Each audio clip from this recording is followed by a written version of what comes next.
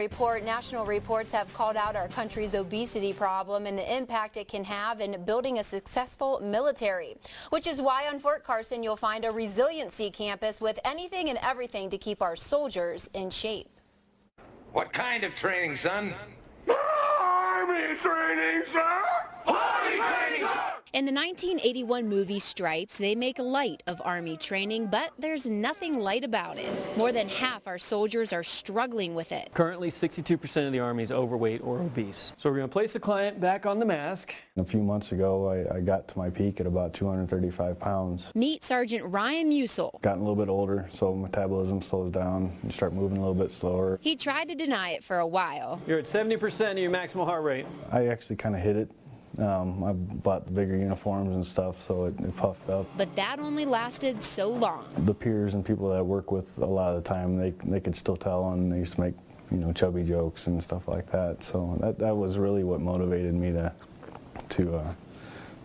start working out. Between that and the staff at the Army Wellness Center on Fort Carson, Ryan is making progress. We're taking every soldier with height weight failure in the brigade and we're bringing them through here in mass. We add it all up and that's how many calories the client burns in a day. It's a testing with the education piece that really helps and is proven to work on soldiers to help them lose weight.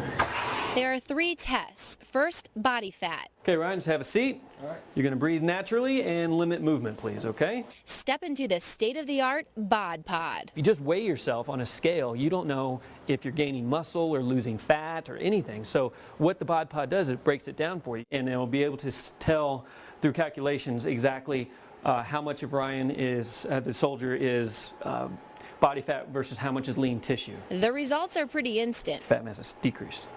Way to go, buddy.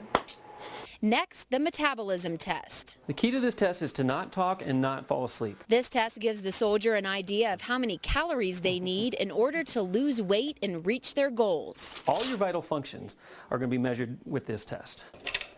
Now I want you to grab that.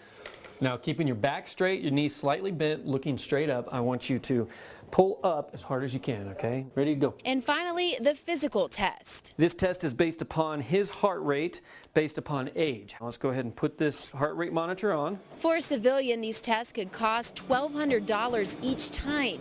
Here, it's free to soldiers and their spouses. Once they see the money that's been put into this program and the benefits it could have to them, they really leave here with a lot of motivation. Ryan is down to 202 right now. Remember, he started at 235. Trying to get down to 185, but if I can get below that, then hey, it's bonus. And he's still got about 17 more pounds to reach that goal. The excuses will always be there for the soldier, but we're going to give them every opportunity and every tool possible in order to help them reach their goals and be mission ready. So am I to understand that you men completed your training on your own? That's the fact, Jack! That's the fact, Jack!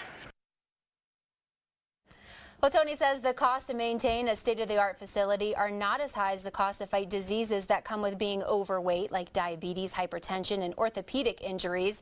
That bod pod you saw was $80,000. It's only about 4 months old, and already more than 2,000 soldiers have used it.